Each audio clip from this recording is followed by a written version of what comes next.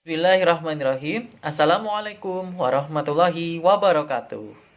Yang kami hormati Ibu Dr. Anda Umul Qura MPD selaku dosen mata kuliah Keterampilan Berbicara UHAMKA Jakarta. Yang kami hormati Ibu Indah Ramayanti MPD selaku asisten dosen mata kuliah Keterampilan Berbicara UHAMKA Jakarta. Serta seluruh rekan mahasiswa kelas 3C jurusan Pendidikan Bahasa dan Sastra Indonesia UHAMKA Jakarta. Alhamdulillahirrahmanirrahim. Pada kesempatan ini, kita akan melaksanakan diskusi sebagai pemenuhan tugas mata kuliah Keterampilan Berbicara UHAMKA Jakarta. Adapun mekanisme diskusi ini adalah sebagai berikut. Pertama, kami akan membacakan materi diskusi, yaitu pendahuluan, asal-usul revitalisasi, tugas utama revitalisasi bahasa, 9 faktor utama untuk menentukan apakah bahasa Indonesia itu perlu direvitalisasi atau tidak, potret bahasa Indonesia masa kini, tingkatan keadaan bahasa berdasarkan penilaian daya hidup, dan yang terakhir, upaya untuk memelihara bahasa Indonesia. Baiklah, kita langsung saja mulai. Kami persilahkan teman-teman untuk membacakan materi.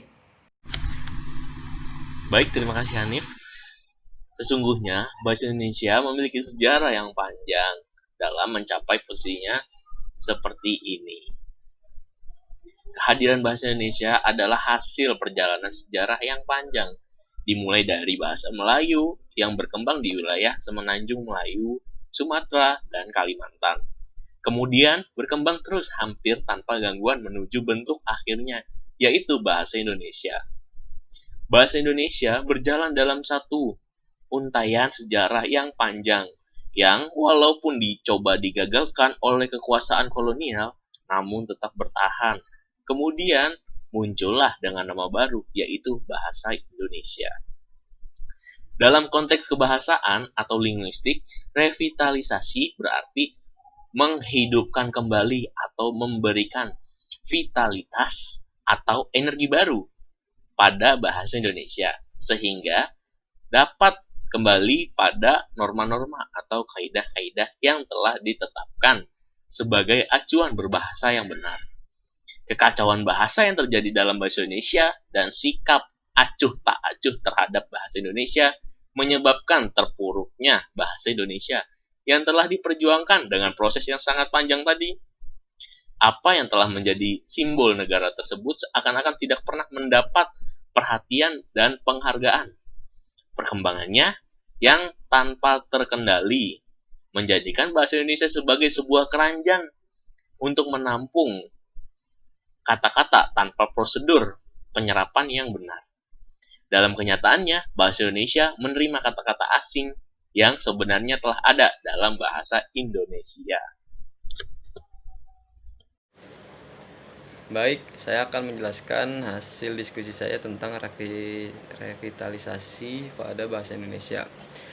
Kata revitalisasi pada Kamus Besar Bahasa Indonesia atau KBBI berarti suatu proses atau cara dan perbuatan untuk menghidupkan atau menggiatkan kembali suatu hal yang sebelumnya terberdaya, sehingga revitalisasi berarti menjadikan sesuatu atau perbuatan untuk menjadi vital. Sedangkan vital sendiri memiliki arti sangat penting atau sangat diperlukan sekali untuk kehidupan.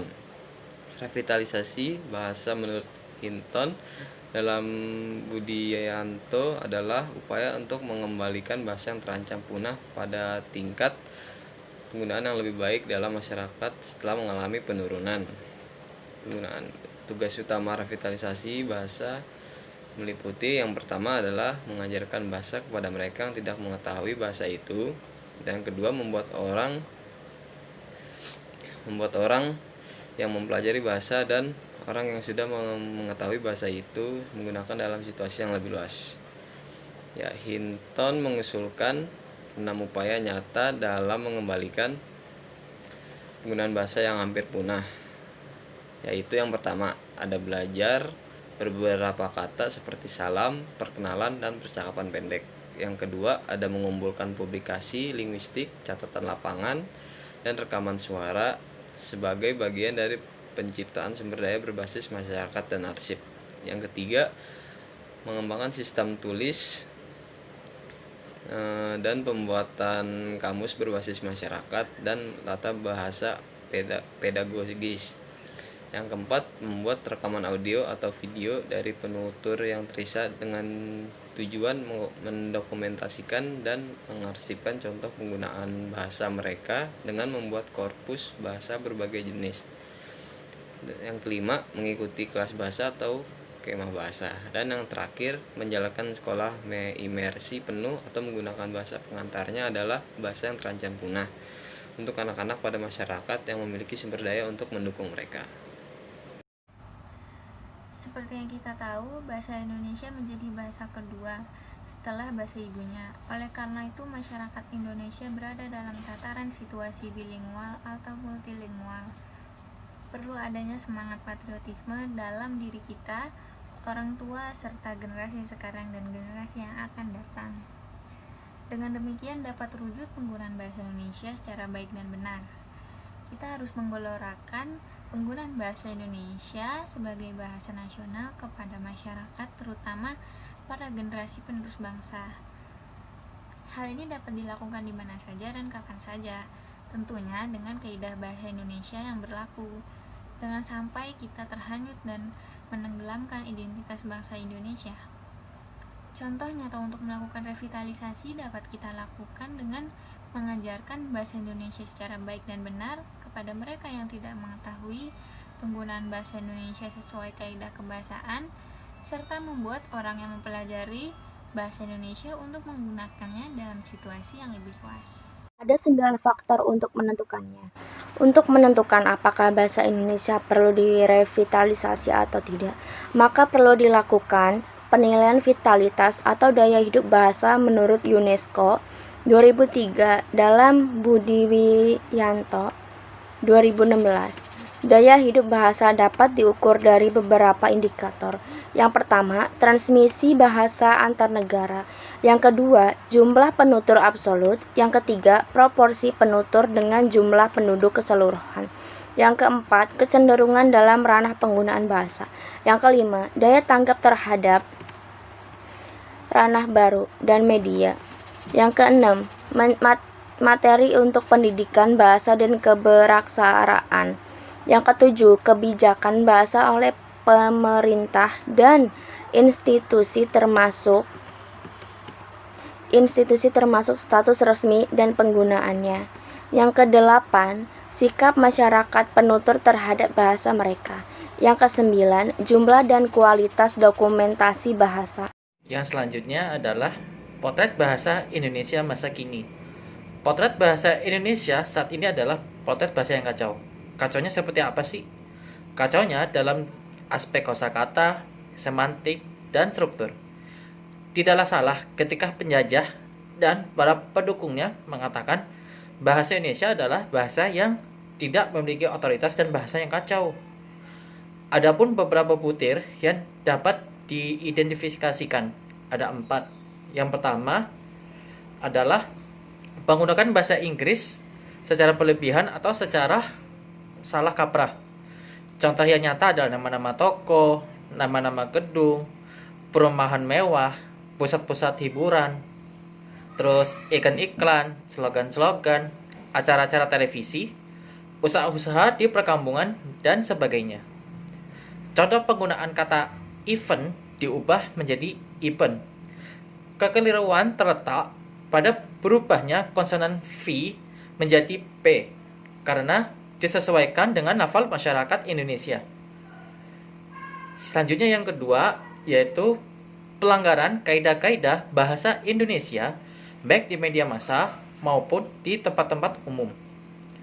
Sering dijumpai ketidakmampuan dalam membedakan kata depan di dan awalan di, penggunaan walaupun, namun, sehingga, dan sebagainya. Selanjutnya yang ketiga adalah masuknya struktur kalimat bahasa daerah ke dalam bahasa Indonesia yang tidak sesuai dengan kaidah kalimat dalam bahasa Indonesia. Kata sepertinya digunakan untuk mengganti kata seolah-olah dan sebagainya. Lalu yang terakhir, yang keempat, yaitu munculnya bahasa-bahasa anak muda remaja yang disebut bahasa gaul dengan berbagai proses pembentukannya yang unik. Contoh, kata slow dibaca sesuai lafal masyarakat Indonesia, slow, dan menjadi bahasa gaul atau anak muda Wallace karena dibaca dari kiri ke kanan. Bunyi sangat berperan dalam pembentukan bahasa gaul. Bahasa gaul cius mi. Apa jika dikonstruksi berasal dari serius, demi apa, yang pelafalannya sesuai dengan lafal anak-anak. Baik, saya akan menjelaskan hasil diskusi saya tentang berdasarkan penilaian daya hidup bahasa dan 6 tingkat keadaan bahasa. Yang pertama, aman. Jika bahasa dituturkan oleh semua generasi dan transmisi antar generasi tidak terputus. Jadi maksudnya itu bagi penerus generasi bangsa Indonesia, alangkah baiknya untuk mempelajari bahasa Indonesia tersebut, untuk dilestarikan agar untuk para calon-calon generasi baru dapat mempelajari bahasa Indonesia dengan baik, itu maupun juga untuk mata pelajaran atau berkomunikasi. Yang kedua, rentan. Jika bahasa dituturkan oleh anak-anak tetapi hanya pada ranah tertentu. Nah, maksud dari ini adalah bahasa Indonesia tidak harus dikembangkan terhadap anak-anak saja, tetapi alangkah bagusnya orang yang lebih tua atau yang lanjut usia itu untuk diajarkan bahasa Indonesia agar tetap dilestarikan dan tidak punah. Yang ketiga, terancam jika anak-anak tidak lagi menggunakan bahasanya di rumah sebagai bahasa ibu. Nah, ini yang lebih berbahaya apabila anak-anak tidak diajarkan bahasa Indonesia atau bahasa ibu, maka kedepannya nanti anak-anak tersebut tidak akan mengerti kosakata yang baik dan tidak bisa berbicara dengan baik kepada orang lain. Yang keempat, sangat terancam jika bahasa hanya digunakan antar generasi tua tetapi tidak pada anak-anak. Nah, bahasa Indonesia itu tidak harus kepada yang orang tua saja, tapi lebih baik juga terhadap yang generasi baru untuk bagaimana cara berkomunikasi terhadap orang lain, untuk pendidikan bahasa Indonesia di Indonesia. Yang kelima, hampir punah jika hanya generasi tua yang dapat menuturkan tetapi jarang digunakan. Apabila orang-orang dewasa sudah mempelajari bahasa Indonesia tetapi tidak diajarkan kepada generasi selanjutnya, maka bahasa Indonesia tersebut akan punah dari Indonesia. Yang keenam, punah jika tidak ada penuturnya. Yang ini lebih berbahaya apabila kita tidak mempelajari bahasa Indonesia tetapi kita mempelajari bahasa lain. Nah, jadi bahasa Indonesia itu lebih baik dipelajari bagi semua generasi seperti generasi muda, anak remaja, dan orang dewasa. Sekian. Baiklah, upaya untuk memelihara bahasa Indonesia, untuk memelihara atau menjaga agar bahasa Indonesia ada pada tingkat aman, maka kita bangsa Indonesia sebagai penutur asli bahasa Indonesia tidak hanya selalu memakai atau menggunakan bahasa Indonesia secara lalai saja, namun sikap konsisten dan taat norma pun harus diperhatikan. Pada umumnya, penutur bahasa Indonesia baru menunjukkan sikap kepihakannya dan dukungannya secara sungguh-sungguh atau belum menyentuh pada substansi atau orientasi penggunaan bahasa Indonesia yang baik dan benar. Upaya merevitalisasi bahasa Indonesia dapat dimaknai sebagai strategi untuk menjadikan bahasa Indonesia kembali pada posisi semula sebagai bahasa resmi negara. Secara konstitusi, posisi bahasa Indonesia sesungguhnya sudah sangat jelas dan kuat kedudukannya sebagai bahasa negara Indonesia. Undang-Undang Negara Republik Indonesia tahun 1945 Pasal 36 jelas menyebutkan bahwa bahasa negara ialah bahasa Indonesia. Kedudukan bahasa Indonesia semakin diperkuat dengan terbitnya Undang-Undang RI Nomor 24 Tahun 2009 tentang bendera, bahasa, dan lambang negara serta lagu kebanggaan. Listiono 2013. Hal ini merupakan upaya revitalisasi dalam konteks sosial, yakni meluruskan kembali posisi bahasa Indonesia sebagai bahasa negara. Baik, saya akan membacakan kesimpulan terkait dengan diskusi hari ini. Revitalisasi bahasa berkaitan erat dengan sikap pemakai bahasa Indonesia terhadap bahasa Indonesia. Melalui ketiga komponen sikap, manusia mencoba dan menduga bagaimana sikap masyarakat Indonesia terhadap bangsa Indonesia. Pemilihan terhadap bahasa Indonesia di atas bahasa lain juga mencerminkan pandangan hidup dan sikap budaya masyarakat bahasa. Orang Indonesia sebaiknya mencintai bahasa nasionalnya dan belajar menggunakan dengan kebanggaan dan kesediaan. Sikap bahasa seperti itulah yang membuat orang Indonesia dapat berdiri tegak di dunia ini yang dilanda arus globalisasi dan tetap dapat mengatakan dengan bangga bahwa orang Indonesia menjadi bangsa yang berdaulat, tuan di tanahnya sendiri, yang mampu menggunakan bahasa nasionalnya sendiri untuk semua keperluan modern. Dengan sikap seperti itu, bahasa Indonesia dapat terjaga. Baik, terima kasih teman-teman yang sudah berdiskusi tentang materi kita hari ini. Semoga apa yang disampaikan oleh teman kita bermanfaat bagi kita semua dan orang lain yang mendengarkannya. Terima kasih, kami tutup diskusi ini dan kami pamit mengundurkan diri. Kurang lebihnya mohon maaf. Wassalamualaikum warahmatullahi wabarakatuh.